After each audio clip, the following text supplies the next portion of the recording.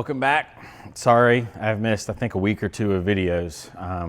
Been super busy with Jill being gone at the rally, so got a bunch of go fast in today. 6 more. I think those are stock, so I think only 2 of these are sold. So if you want to go fast, we usually keep them in stock for random trucks. But let me show you what I actually got done in the 4Runner. I haven't worked on it in I think 3 weeks now, maybe 4 weeks. Just been too busy, but quickly had a quick hour back here, and this is what I got going on. So got this side tore out a few weeks ago. It was the last thing I did.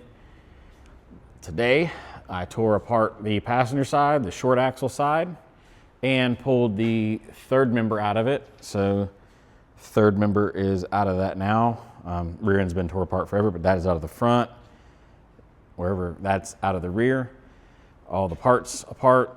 Already painted that knuckle. Gotta put that one in the parts washer. That's the passenger side.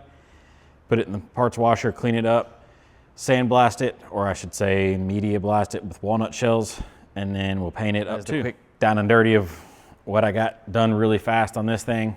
Still have a lot more to go. This is gonna get sent off to East Coast Gear Supply. We have decided, wasn't gonna put locker in the rear. We're gonna go an Eaton locker in the rear and 48 gears because we're running 35s. And yeah, so in the meantime, can't really do too much with that. So I'll probably finish welding it in the next few days. And then the coilovers are shipping from Radflow today. So that's awesome as well. So we can start working on that. And yeah, that's about it. Quick little update on the little 86 back there. See you guys later.